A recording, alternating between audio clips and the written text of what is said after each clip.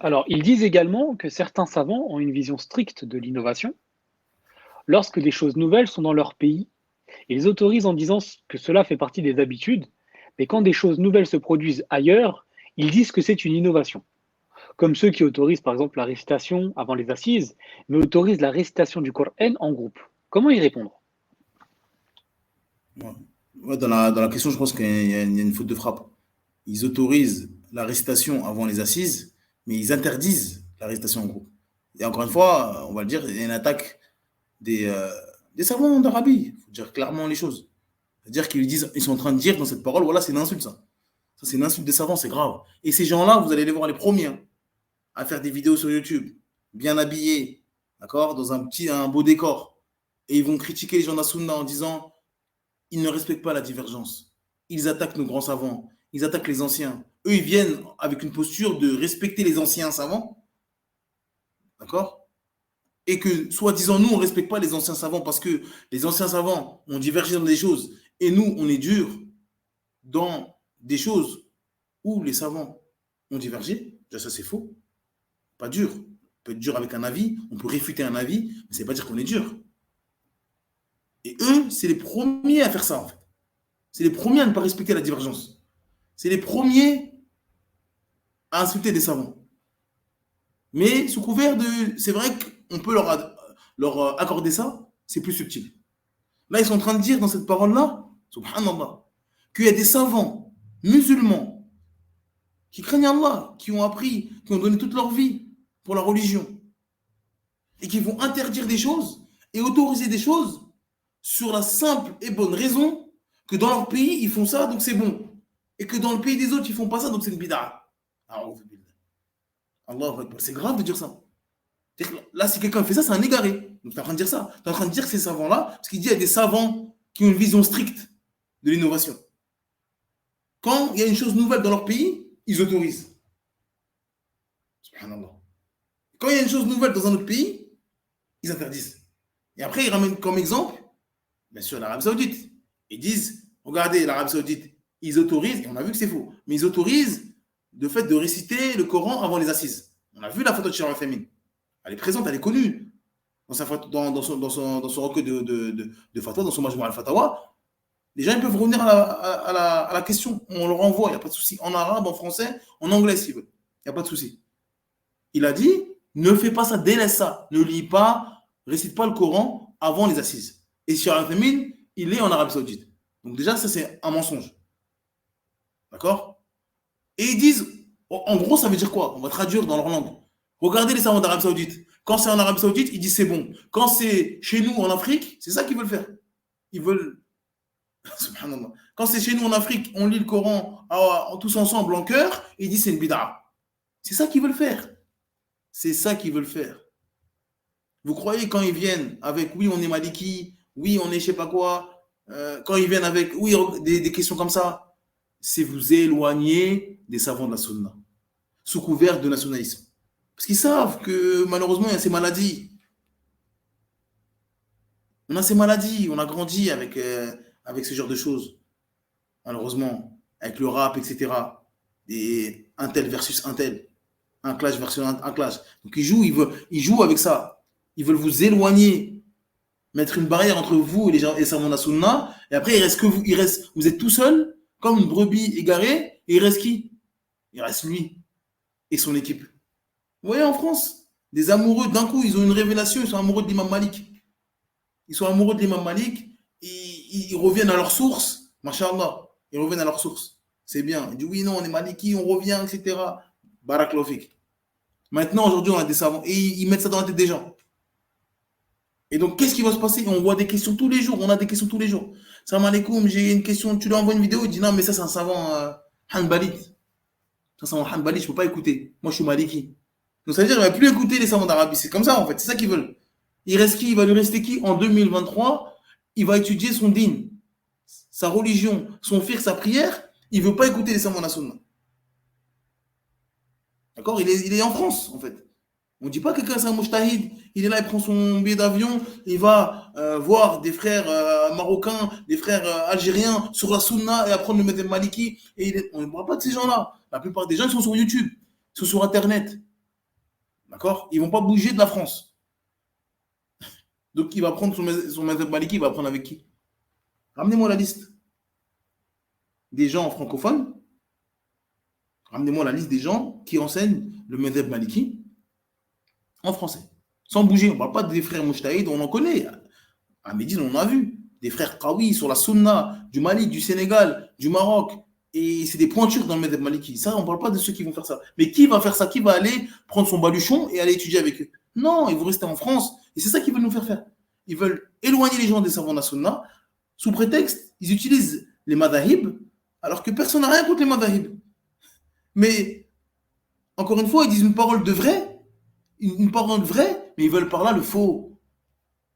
Ils veulent par là le faux. Le problème qu'ils ont, c'est la aqidah des savants de la Sunna. Tous ces gens-là, qui, oui, Malikite, oui, il faut revenir aux sources, les savants ont dit qu'on doit prendre le madhab de son pays. Tous ces gens-là, quand vous asseyez, vous parlez de sa aqidah, vous allez dire, ah, je comprends pourquoi, en fait. Il ne veut pas qu'on écoute les savants d'Arabie. Je comprends pourquoi. Parce qu'en fait, le problème, c'est la aqidah, c'est le minhaj. Il utilise l'imam Malik pour arriver à ça, pour attaquer et de manière, de manière subtile, pas visible. Et quand vous allez les voir, c'est des mots, ils utilisent des mots, des subterfuges. Mais on sait très bien, on n'est pas dupes. On n'est pas dupes. Donc, et ils veulent nous faire passer, encore une fois, avec les émotions, on n'aime pas l'imam Malik, on n'aime pas les salafs. Subhanallah. Subhanallah, on aime plus que vous, l'imam Malik. D'accord? On n'aime pas les salafs, on veut pas que les gens aient un madhab. Wallah, prenez le madhab que vous voulez, à condition que quand vous étudiez, c'est quelqu'un de sunna. C'est mieux pour toi que tu ne sais même pas qui c'est l'imam Malik. Tu ne connais même pas son prénom. Tu connais rien d'imam Malik. Si tu ne connais pas l'imam Malik dans toute ta vie, wallah, tu ne vas pas aller en enfer. Par contre, si tu étudies avec des gens d'innovation qui vont te ramener des ambiguïtés sur les noms d'Allah et les attributs d'Allah, là, c'est dangereux pour ta foi. C'est dangereux pour toi. Donc, bien sûr, apprends le madhab d'imam Malik, il n'y a pas de souci. Le madhab d'imam Shafi'i, le madhab que tu veux. C'est nos savants, on les aime, il n'y a pas de souci. Mais tu vas l'étudier avec qui, ça? C'est ça, mon gars. C'est ça qu'on ne veut pas. Il n'y a qu'un ignorant qui dit oui, ils n'aiment pas les salafs, ils n'aiment pas l'imam Malik, qui disent que. Mais comment ça? Subhanallah, comment on ne va pas aimer l'imam Malik? Subhanallah. Donc, pour revenir à ça, à cette parole-là, ça, c'est une insulte claire et nette. De dire qu'un savant, il fait une fatwa en fonction du pays. Quand on dit en fonction du pays, on ne parle pas des nawazil en fonction du. Non, on dit en fonction du pays, c'est-à-dire le même acte.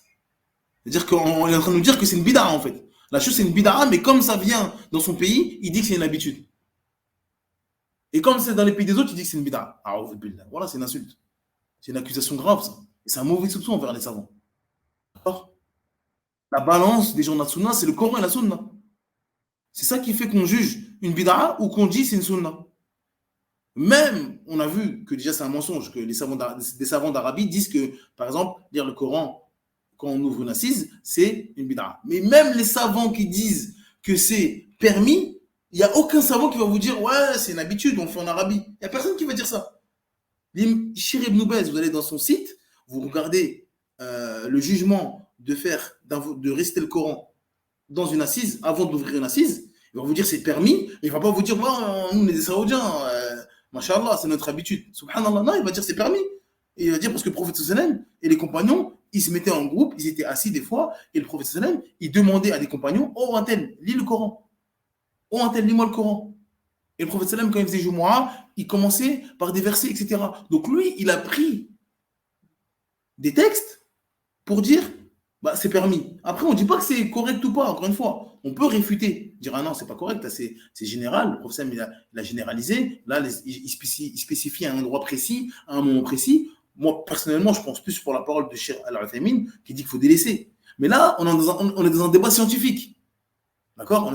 C'est-à-dire qu'il y a un savant qui voit que c'est permis en se basant sur des textes. Et il voit que c'est permis parce que de manière générale, c'est bien, etc. Et l'autre, il dit non. Certes, c'est bien de manière générale, mais là, vous avez spécifié un moment précis. Et donc, il faut délaisser. Quand on ouvre une assise, quand on a des textes, on voit le prophète sallam, il a fait les louanges à Allah, etc. Il a commencé par Bismillah, etc. Donc, on fait ça, on se tient à ça, et on ne récite pas le Coran de manière spécifique. Donc, ça, c'est des avis différents. Mais les deux, ils se basent sur des textes quand même. Un qui dit, il n'y a pas de texte, donc tout ce qui qui n'a pas notre ordre, c'est rejeté. Donc, il se base sur le hadith de Aïcha qu'on a cité précédemment. Donc, tout ce qui est rajouté dans la religion, il n'y a pas notre ordre, il n'y a pas l'ordre de faire ça à ce moment-là, précisément. Donc, c'est rejeté. Donc, il se base sur des textes. Et l'autre, il dit non, il y a des textes, de manière générale, qui disent que lire le Coran dans une assise, où les compagnons, ou le professeur Salem était dans une assise, et le professeur m'a dit de lire le Coran, etc. Il l'a lu. Donc là, il n'y a pas de mal à ramener un petit jeune, on lui dit lis le Coran, et il lit le Coran. Donc les deux, ils se basent sur des textes. À quel moment un savant, il va s'asseoir, il va dire bah, nous, on fait ça chez nous, machallah, on est où là? Donc là, maintenant, c'est la cité, en fait. Ça, c'est pas un savant. Quelqu'un, il dit c'est grave de dire ça d'un savant. C'est grave. C'est pas un savant, en fait. C'est pas un savant. Subhanallah. Son argument, c'est on fait ça chez nous. Parce que c'est une adoration. Il dit oui, mais c'est une habitude. Il y a quel savant a dit c'est une habitude? Lire le Coran, c'est une ibada quand même. C'est pas une habitude.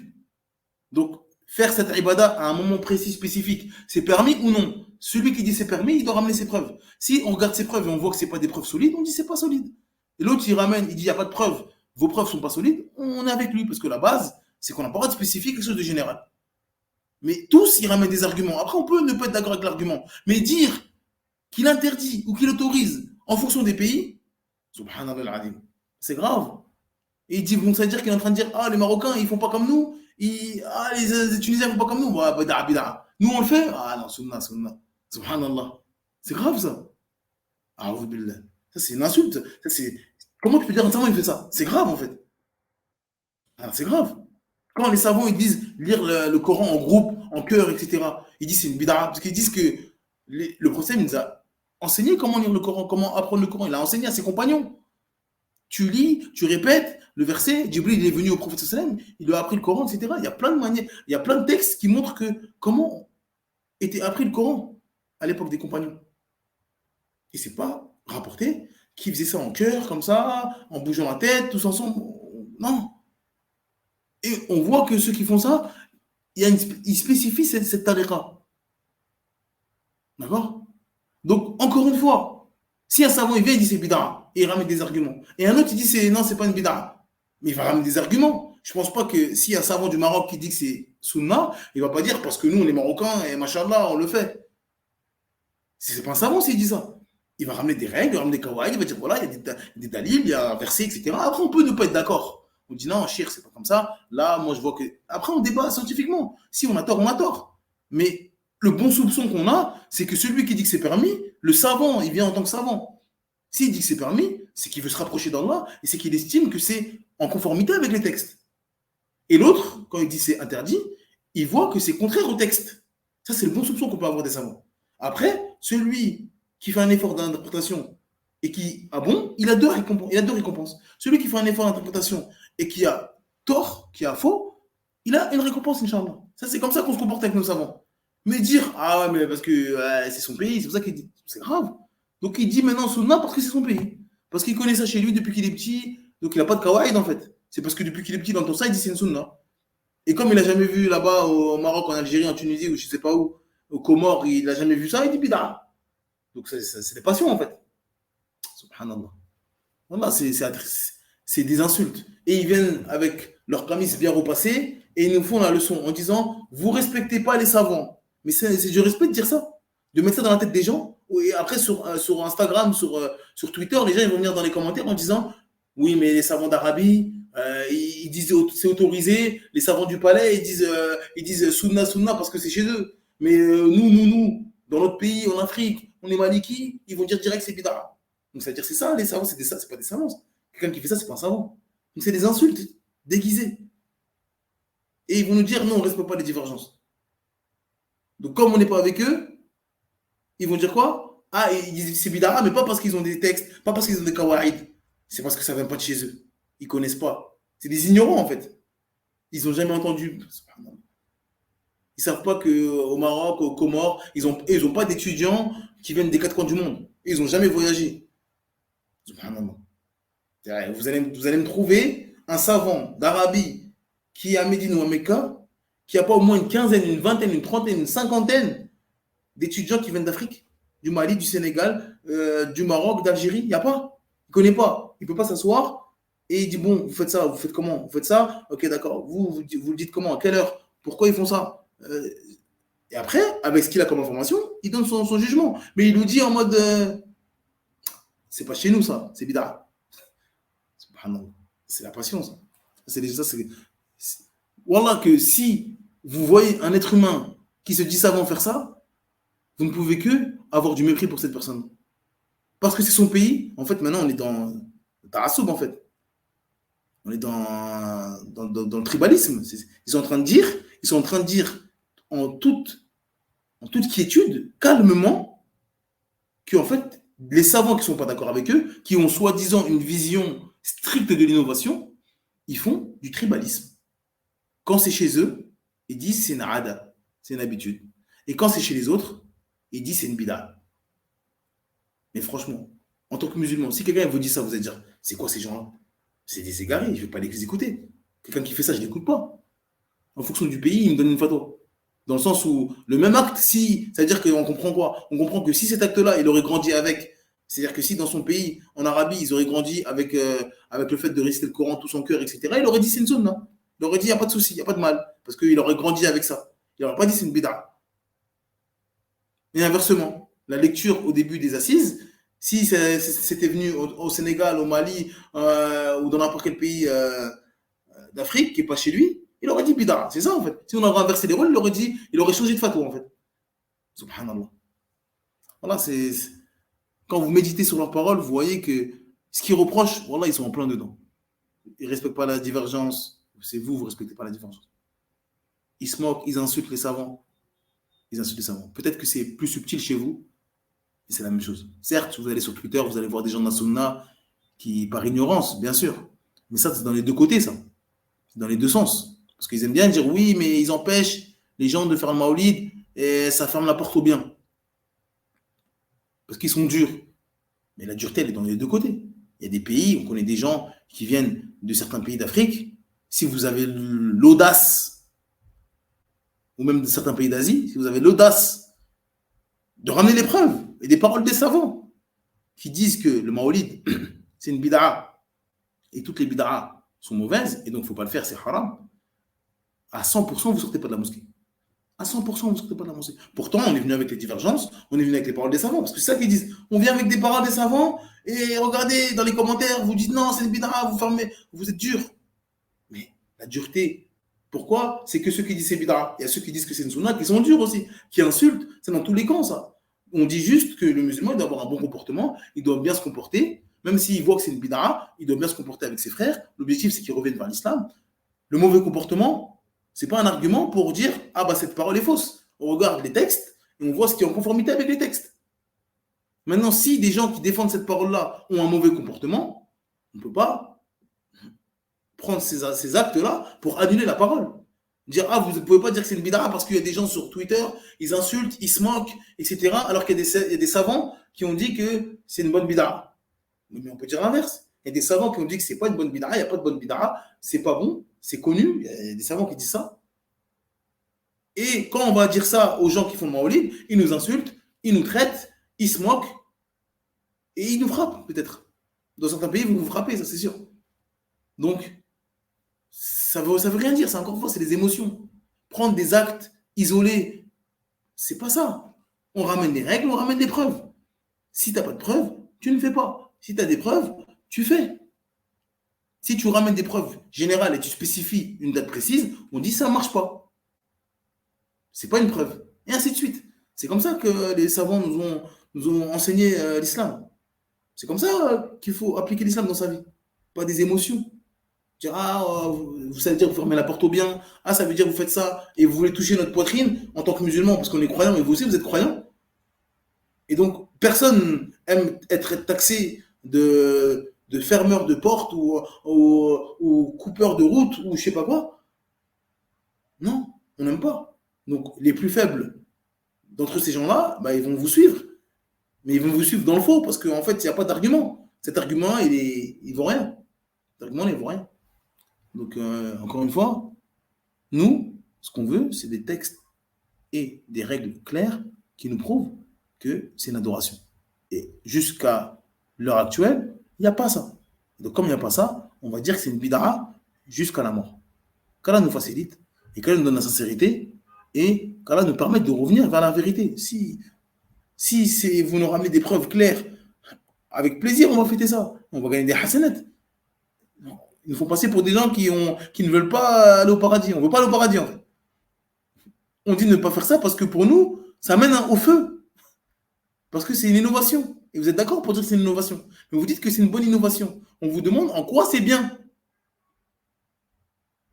de spécifier des choses que l'islam n'a pas spécifiées. De corriger le Seigneur de l'univers, le meilleur des prophètes, de dire ah non, tu t'es trompé, là, tu as généralisé, non, il faut spécifier. C'est pas le lundi, en fait. C'est le 12 de Rabi' al-Awwal. C'est un bien de faire ça. Wallah, c'est un mal. Wallah, que c'est un mal. Qu'Allah nous facilite.